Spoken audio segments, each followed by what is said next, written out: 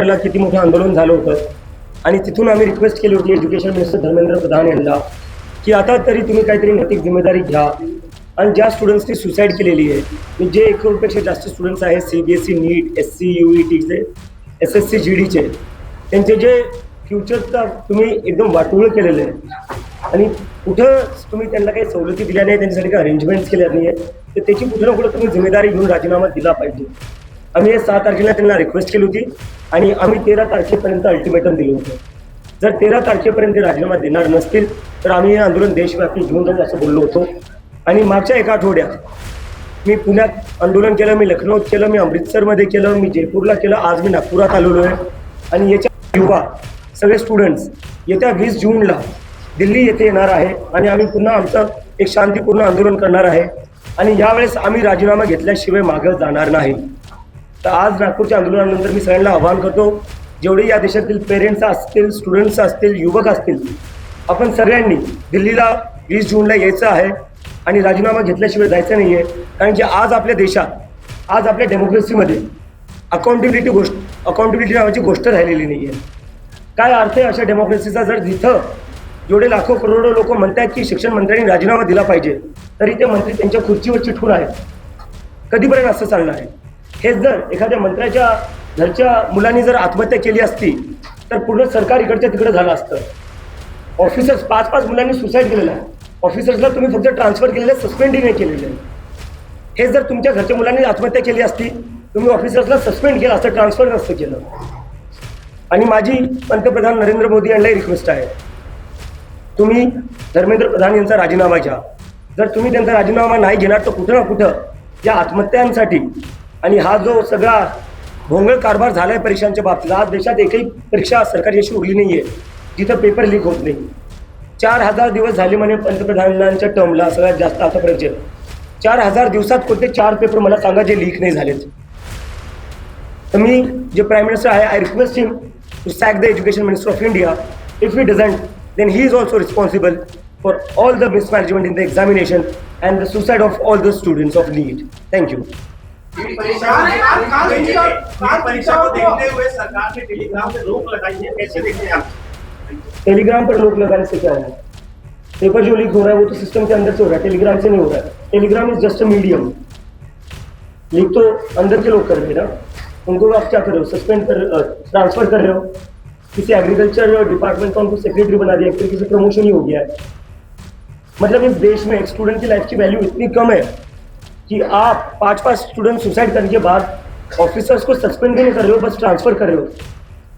इतनी स्टूडेंट्स की लाइफ की वैल्यू कम हो गई इस देश में. मुझे लगता है कल जो मेरे ऊपर हमला हुआ वो इस देश में बढ़ती बेरोजगारी का सबसे उत्तम उदाहरण है. पिछले 40 साल में इस देश में इतनी बेरोजगारी होगी कि अब क्या हो रहा है, युवाओं को 1000-2000 रुपए देकर ऐसी चीजें करवाई जा रही क्योंकि उनके पास कमाई का और कोई साधन नहीं रहा है. तो ये बढ़ती बेरोजगारी का कारण है. अगर किसी के पास अच्छी जॉब होती, जिस इंसान ने मेरे ऊपर हमला किया, अगर उसके पास अच्छी जॉब होती, क्या वो ऐसी हरकत करता? नहीं करता वो. सर जाम क्यों करेंगे? Jantar Mantar is a designated prostate site, वहाँ पर कोई जाम नहीं लगता है. सर आप आइए, आप देखिए, एक प्रोटेस्ट साइट है जो रोड से अलग है. जाम वाम में हम नहीं करने वाले sir. We are law abiding citizen और हम बस हमारे जो डेमोक्रेटिक राईट्स आहे उसको एक्सरसाइज करणे जा रहे हैं. नक्की कारण की हे काय म्हणजे मागच्या 10 वर्षातच झाले असे नाही. ते जेवढ्या पक्ष जेवढ्या पार्ट्या असून सत्तात राहिल्या त्या पूर्ण रिस्पॉन्सिबल आहे. पण आज सत्ता कुणाची आहे ते विसरायला नको.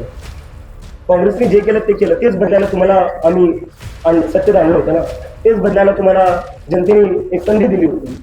I have chosen Nagpur because many students, many young people have been texting me, calling me to please come to Nagpur and they want a peaceful protest here as well because even the students here are concerned. राजनीतिक दल अगर मतलब मुझे एक इस्तीफा लेने के लिए, एक लोकतंत्र में जब स्टूडेंट्स की सुसाइड होती है उसकी जिम्मेदारी अकाउंटेबिलिटी फिक्स करने के लिए अगर मुझे राजनीतिक दल बनाना पड़े तो ये बहुत ही शर्मनाक बात है. हर कोई राजनीतिक दल तो नहीं बना सकता ना, चुनकर क्यों भेजते हैं? अगर हमें ही राजनीतिक दल बनाना है तो हम उनको क्यों चुनकर भेज रहे हैं? चुनकर इसलिए भेज रहे हैं ना वो अपना काम ठीक से करे, जब कुछ गड़बड़ हो तो वो लोग चीज़ों की जिम्मेदारी और चीज़ें ठीक करें. इसका तो मतलब ये हो गया कल को किसी के घर में पानी नहीं आ रहा है, बिजली नहीं आ रहा है तो उसको आप बोल दो कि राजनीतिक दल बना लो और अपनी बिजली पानी शुरू कर दो. बिल्कुल मुझे लगता है इसका एक ही रीज़न है कि जितने भी अभी के पॉलिटिकल पार्टीज है उन सभी ने आज का जो हमारा युवा है उनको डिसअपॉइंट किया है.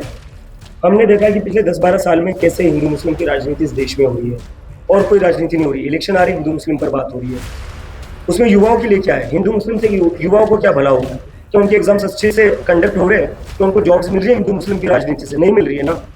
तो युवा को मिल क्या रहा है? आप क्या दे रहे हो उनको? आप ना उनके कंसर्न्स को समझ पा रहे हो, ना आप उनके होप्स एंड एस्पिरेशंस को एड्रेस कर पा रहे हो। और इस यही कारण है कि कॉकरोच जनता पार्टी को इतना ज़्यादा समर्थन मिल रहा है, क्योंकि सारे एक्झिस्टिंग पॉलिटिकल पार्टीज पूरा डिसअपॉइंट कर चुके इस देश के युवा। आमच्यासाठी एक शांतपूर्ण आंदोलन असणार आहे, स्टुडंटच्या इश्यूजवर असणार आहे। बाकी आम्ही बाकी गोष्टीवर राजीनामा घेतल्याशिवाय आंदोलन बंद करणार नाही। मुझे समझ नहीं आ रहा आप सारे लोग बांग्लादेश, नेपाल, श्रीलंका से इतने ऑब्सेस क्यों हो? मैं जवाब दे रहा हूँ।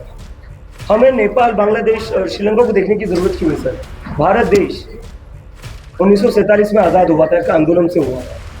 उस आंदोलन को चलाया था महात्मा गांधी जैसे इंसान ने, जो पूरे विश्व में शांति की मिसाल है। तो हम क्यों देखें नेपाल, बांग्लादेश, श्रीलंका में क्या हो रहा है? 1980 का दौर था, इमरजेंसी थी सर। आज जो लोग हमें बदनाम कर रहे हैं, आज जो लोग हमें नेपाल, बांग्लादेश में जो हुआ उससे कंपेयर करके बदनाम करने की कोशिश कर रहे हैं, वही लोग थे जो इमरजेंसी के खिलाफ आंदोलन कर रहे थे। भारत एक ऐसा देश है जो आंदोलन से आज़ाद हुआ है। भारत एक ऐसा देश है जो आंदोलन की वजह से आज भी एक लोकतंत्र है। तो ये देश लोकतंत्र से बना है, ये देश आंदोलन से बना है, आंदोलन से टिका हुआ है, और आंदोलन is a very good thing for a healthy democracy. आता कालच माझ्यावर RSSच्या लोकांनी हल्ला केला, तर मी कसं त्या विचारधारेचा असू शकतो? आणि coming to Sujata Ambedkar, he is free to have his opinion, मला त्याच्यावर काही जास्त बोलायचं नाही।